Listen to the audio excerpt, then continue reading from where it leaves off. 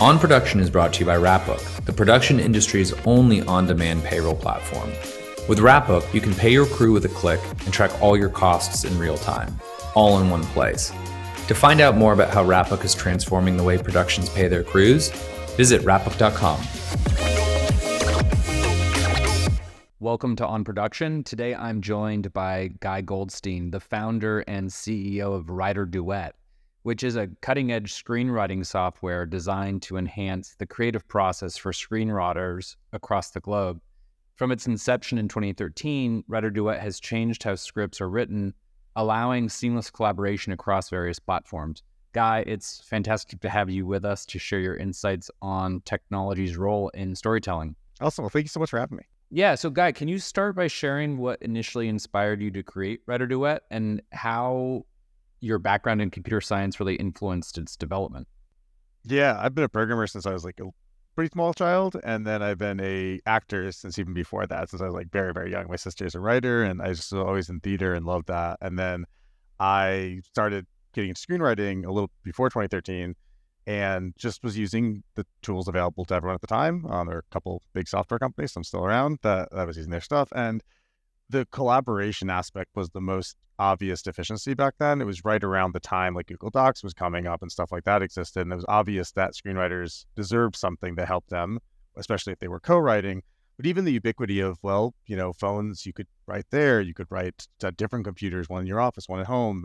There's a lot of different ways collaboration becomes both with other people and with yourself.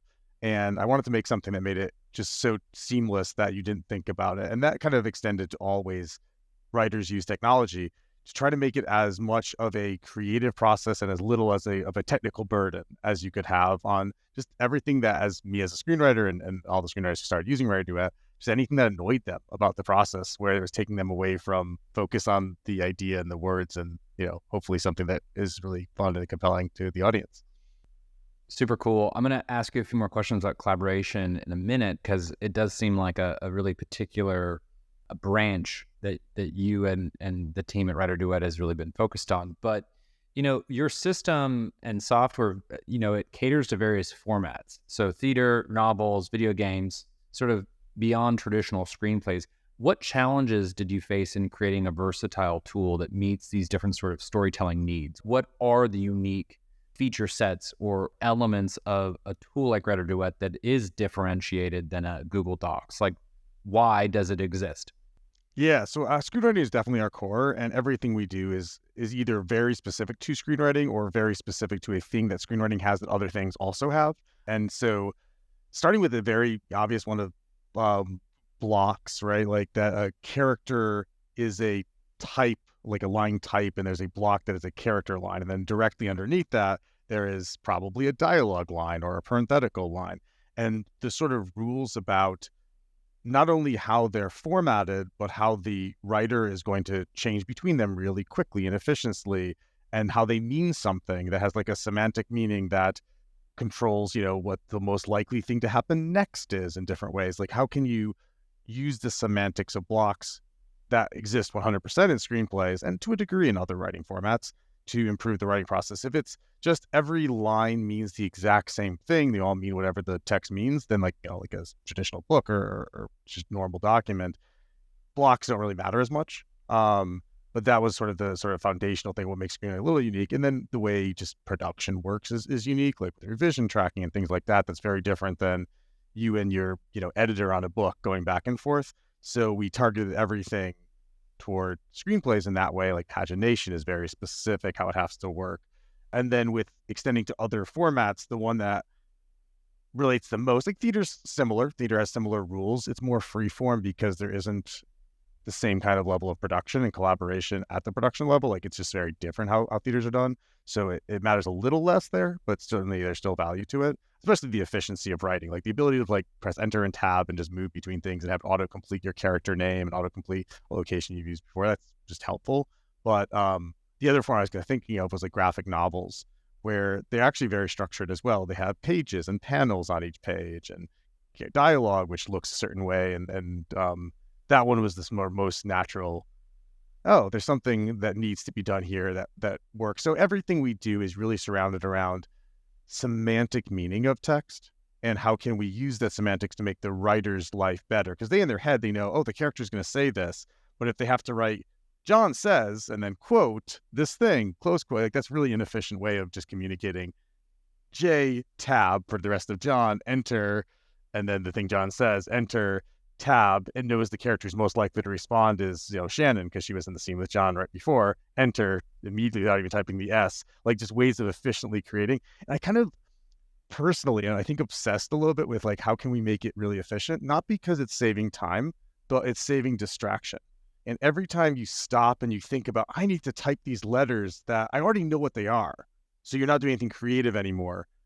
For me, at least, I lose where I was focused. I lose the creative impulse that I had, and I want to reduce the time it takes, collaboration being a side thing, but even the time it takes for my co-writer to see my brilliant idea and have their own brilliant idea on top of it, because that creates sparks within yourself, with other people on your team. And that's like, to me, the magic of not just screenwriting, but all this stuff is the connection between things, how quickly you can move to the next thing that your brain is thinking about instead of stopping and then losing your train of thought. I think that's a really interesting way to think about this. So using the technology to sort of reduce the latency of the conversation you're having in your mind as you're expressing these ideas into a written format. But then there's this, so there's actually an idea of a collaborative benefit of the software just for an individual expressing an idea or ideas. But then there's also a collaboration on top of that, whereby other people can be within your software executing this, producing feedback or writing themselves. Can you kind of explain how real-time collaboration features enhance the screenwriting process and what impact you feel like this has had on the industry? So like, I think you talked about it singularly as a writer, sort of getting out of their way, letting the tool do that. You talked about collaboration against different sort of devices, but how about multiple creatives in one space executing a vision? Yeah, the number one thing that I think writers really get frustrated by without the tools like this is waiting. Like, they have a nice draft that they're excited about and they send it to a co-writer or a director or someone they want to work with, a friend, they want to read it. And it's just so frustrating to have the wait time. The second part that is really challenging is the changes appear in one version, but not another. Like, those are both really important problems with collaboration. So reducing the wait time to not be, did you get my email? I have to like call you and say if you did. And I don't know if you've looked at it yet, or if you've seen the version, or I typed a new thing. I guess we're getting to the versioning problem. I typed something new since I told you to look at it. Did you see that new thing that I just did?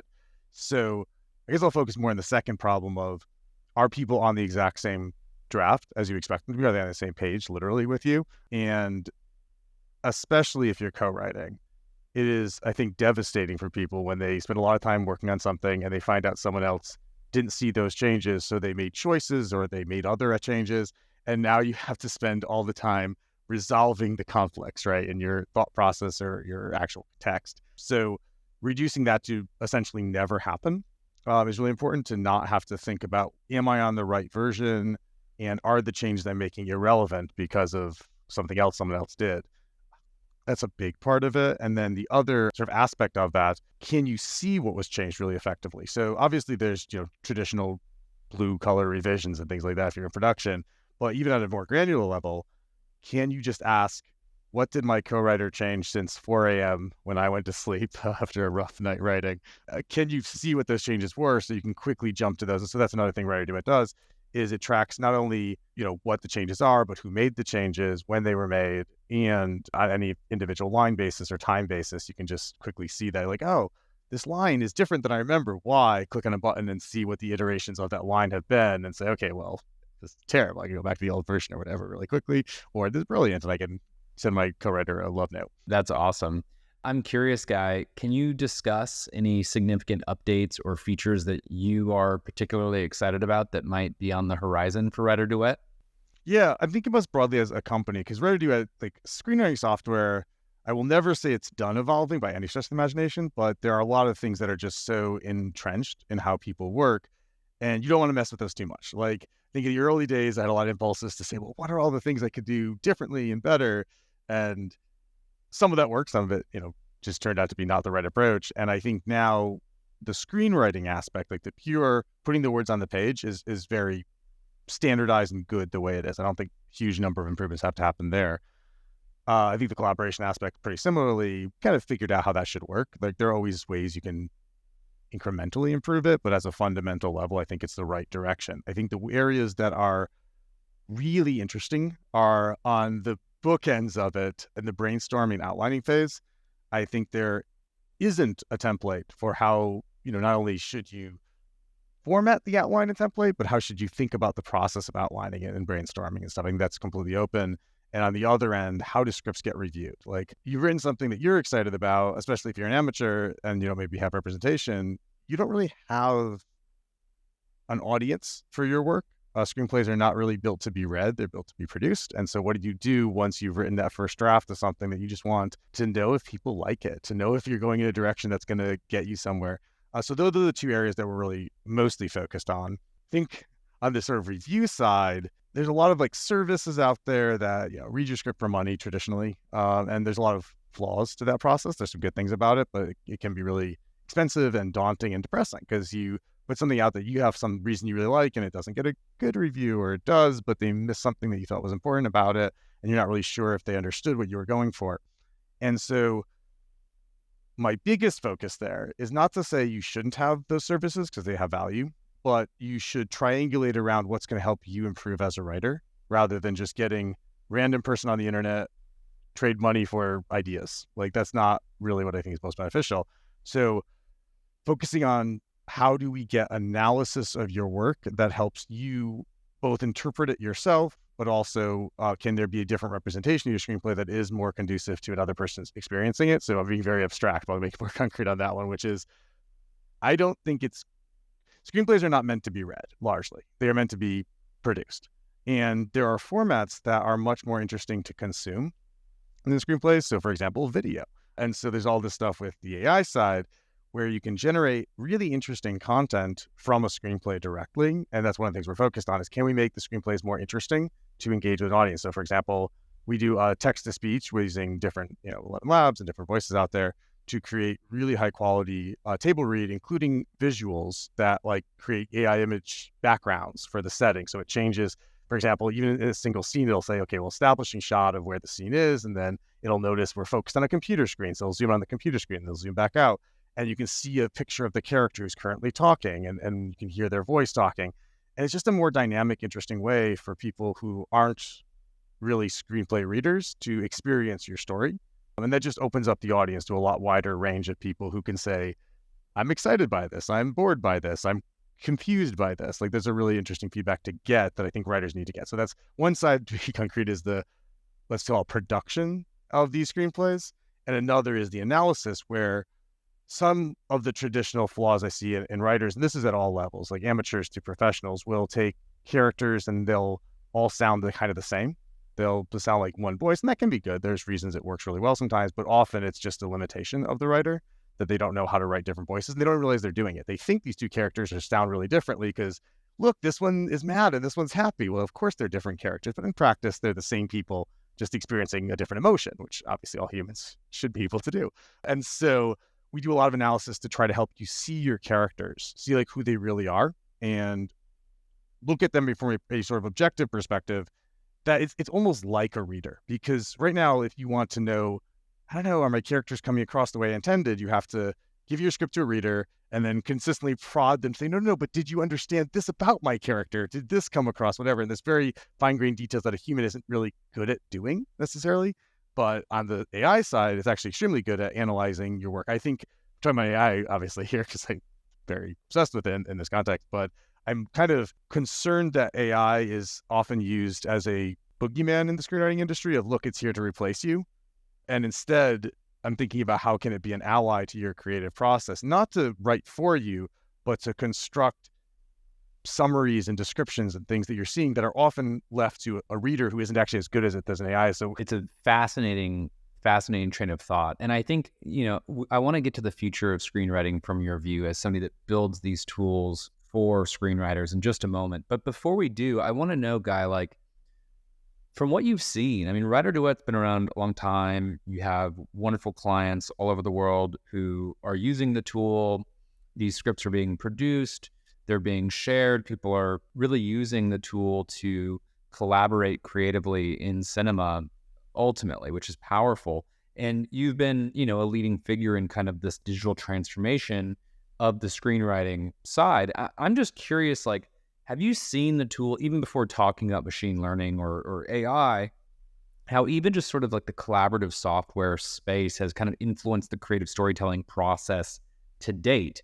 I'm curious, like, what you've seen happen, and then definitely I want to keep double clicking on sort of the future based off of advances in generative softwares. In the collaboration, I think tools have gotten a lot better and people haven't adapted to them as well as they could. I think there's still a lot of room to grow just on how humans interact with technology, where I was listening to a podcast with a Script Notes podcast with Craig Mason and John August, and they were talking about how ultimately people still just need to get in a room together to collaborate. And that's not a bad thing. Like, obviously human connection is really great, and having people talk things out is going to improve things a lot faster than going back and forth electronically. But I think there are still a lot of ways that technology is available to fill some gaps and isn't really used that way because humans aren't used to it and they're not necessarily optimizing their process. So I think there's still room to grow. That being said, just the simple example of seeing the same text, you type it and someone else sees it, has immediately improved the co-writing process. Like, that one just got a lot better to know that you're always going to see the most recent drafts. I think, not to go too much into production because I'm certainly not as familiar with that, but I think there's a lot of tools out there that can make collaboration and production a lot better, that do it in certain use cases and then are still being missed opportunities, either because the technology just isn't quite catching how people want to collaborate, or the people just aren't used to using it yet in that way. So I think a little bit of a positive and a little bit of, man, even with what we have now, we're still not where we should be in terms of people always seeing the exact right thing at the exact right time. I think is still missing.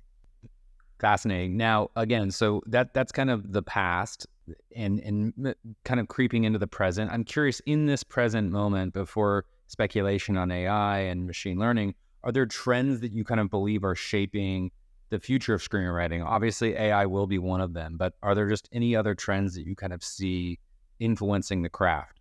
I think there are bad trends that I'll just kind of talk about first. I'm worried about them. And these are, sure, have been around forever, but I see them getting maybe even worse, is people trusting authorities about what is good and what we should do.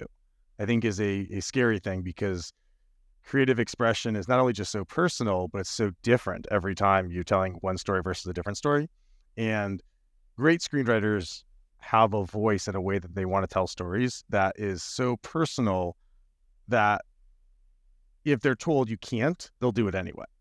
I think amateur screenwriters, and often early screenwriters are still finding that voice, get really down a rabbit hole of, I'm supposed to do it this way. Like, this is the correct way to do things. And they're just mimicking something they saw. They don't really understand the deeper reason that thing worked, or even sillier, they don't care what the reason was. I don't think that's actually as true as often, but they're just like, no, I just want to be a screenwriter, so I'll make my beats that look like this, and I'll send it to this submission platform, and I'll just tell people, I'll make sure they check the box to say I am a real screenwriter. And that's really not good for creative process. I think that because just screenwriting has gotten so much more popular, the idea of writing a screenplay is a fun idea. Sometimes people lose the reason you write a screenplay, which is to tell something unique and compelling that you see in the world. And I think even those people who are let's call them going down what I consider not a great path, they still have an important story to tell. So I don't want to say, oh, just write them off as irrelevant. I want to say, why did you write the story? Like, asking the question why. So that's the sort of negative trend I think I see, is too many authorities. I think the ubiquity of the internet and making it so accessible is great, but that's the way people have used the accessibility is a little unfortunate. How do we go a positive direction? The positive direction is that it's so much easier to get your work out there. It's so much easier to be seen. And kind of going to our early conversation, not necessarily is screenplay a good format to share, but if you have something worth sharing, you can get that in front of, thousands to millions of people instantly if it's actually good. Like, I'm not going to go say social media is the best thing. I don't spend a lot of my time on it, but I love that you can just put something there and immediately get feedback and get a reaction from people. And I think the clever writers absolutely take advantage of that. Like, they know how to make themselves a voice. Like, they're putting out funny tweets and that's getting reactions. They're putting out storylines that they think would be interesting. They're putting out sample pages. I hope in the future, I'm going to speculating again a little bit now, but I think putting out short form content is going to be the way that writers get seen. And I think there's a lot that can happen there. And I hope that writers go back to the basics of, I just want people to react to an idea I had and a story that I really wanted to tell. Maybe a feature film isn't the format that I can make accessible to everyone right now, but in 30 seconds, I can get them to feel something that I wanted them to feel.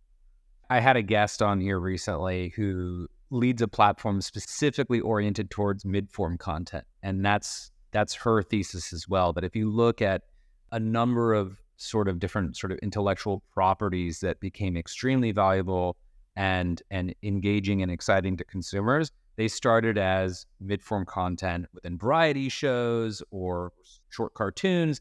And then that really just starts as an opportunity to then build larger, more complex narratives down the road. So that's super interesting. I think that is a really positive sort of trend. Okay, you mentioned some of these really exciting speculative things, different sort of embodied personas of LLMs doing a table read for you so you can understand your characters, text to video so that you can actually sort of do an animatic of what you're writing to see if there is something that's connecting with you. This is almost a further extension of what you were saying that these tools can do today, which is like just sort of gut check you, or you're adding in another collaborator, but instead of it being your writing partner in Milwaukee, it's your computer looking at, patterns. And, there's debate as to whether the LLMs have a world model or if it's just an interesting interpretation of weights. But regardless of that, how do you see AI impacting screenwriting and creative expression in the coming years? You've said that in the market today, some people see it as a boogeyman. You're not so sure. Like, expand on that for me. Yeah, there is a dystopian version that there is a non-zero chance becomes true, that creative expression gets converted to computer expression. That is bad. And I think we as humans just don't really want that, where computers are telling us what stories to tell, how to tell them, how to write them, actually writing them. I think that's a bad version for humanity. Which, by the way, is what you're saying sort of a more amateurish writer maybe has a tendency to do anyways, which is just sort of cargo cult. And so maybe this is like a further expression of that to the most extreme, which is programmatic cargo culting.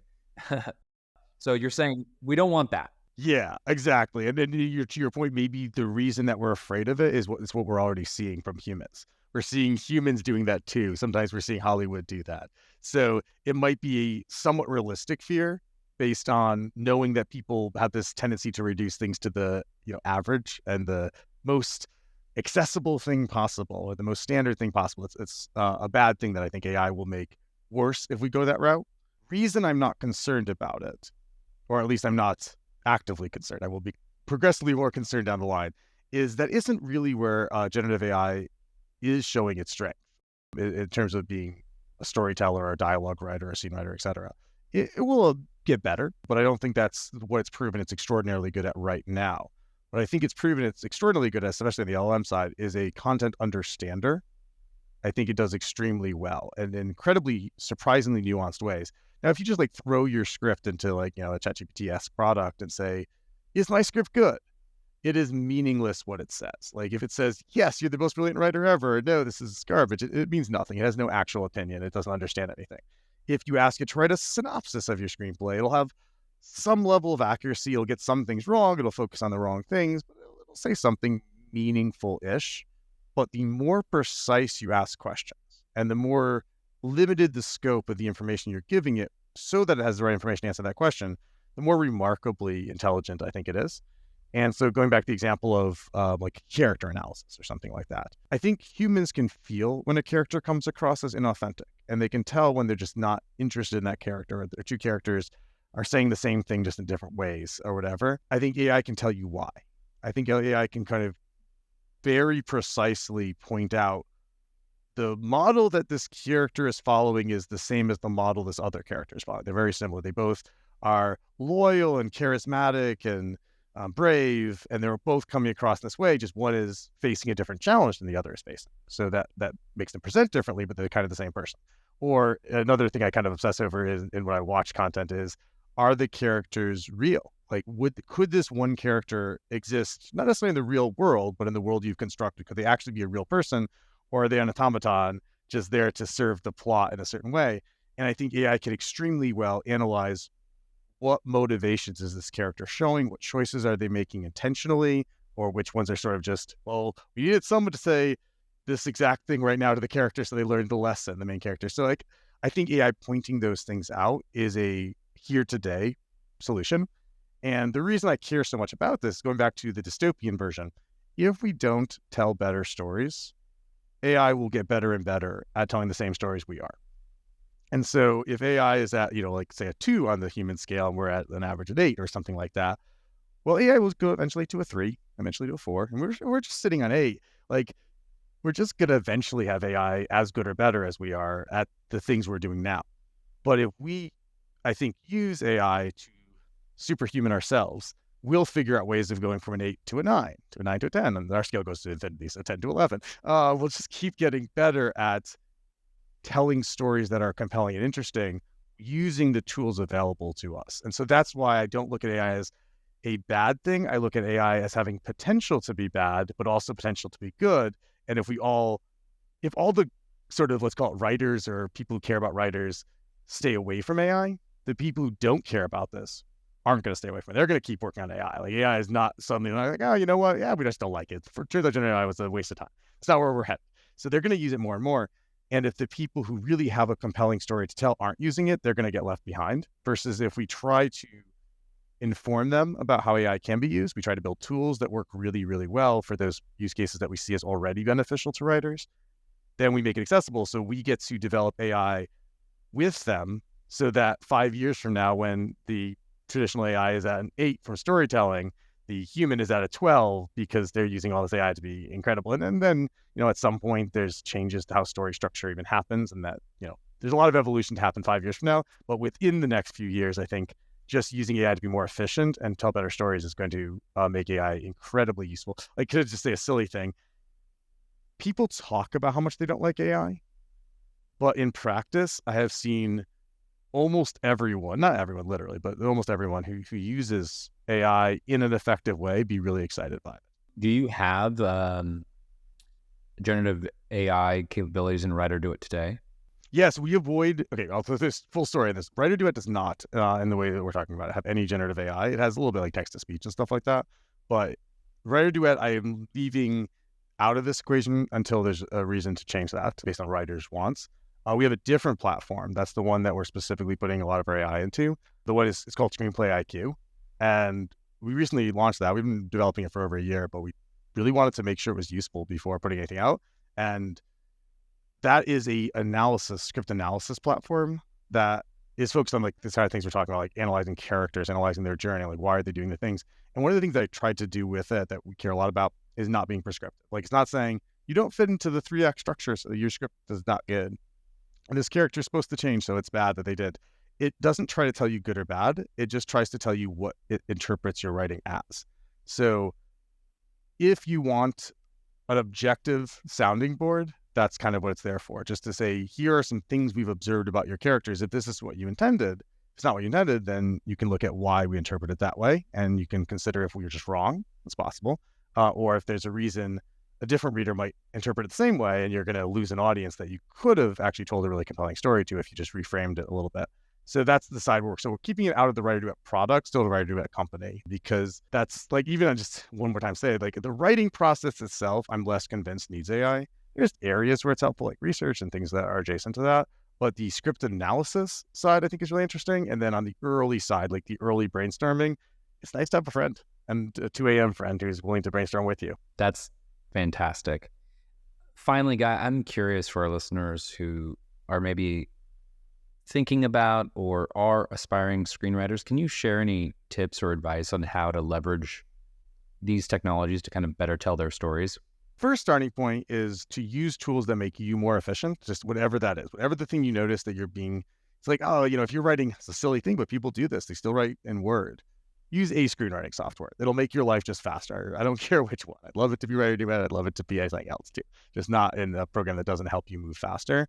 Find peer writers who can work with you. That's not a technology problem, but some way it is, because you're using social media, using different things to find those people and get a lot of feedback. Another product we built that I really like is readthrough.com. And it's a completely free platform made just for script sharing, because you need ways of getting notes from a lot of people. And getting the notes all in one place, I think, is really helpful. So you don't have to say, I got an email from one friend, I got a call from another, I got, some random PDF written up with notes on it from another. I want to get all my notes in one place. So we create a lot of platforms just to help these little efficiency things. So mostly be creative and use tools like AI, like ChatGPT, to help in the edges where you're struggling or where you're slowing yourself down. That's fantastic. Guy, for listeners that want to kind of follow your work and find you on the internet, where should they go? Follow us, I guess, at WriterDuet is our Twitter and Facebook and things like that. We don't post enough, but I'd love to. Maybe I'll start because I missed an interview. That's great. Guy, thanks for joining me on the production. Thanks so much for having me. On Production is brought to you by Rapbook. With automated time card calculations, real-time production accounting, and payroll you can run with just a click, Rapbook makes it easier than ever to manage your entire production from one login. To learn more about how Rapbook is transforming payroll and production accounting, check out our website at rapbook.com.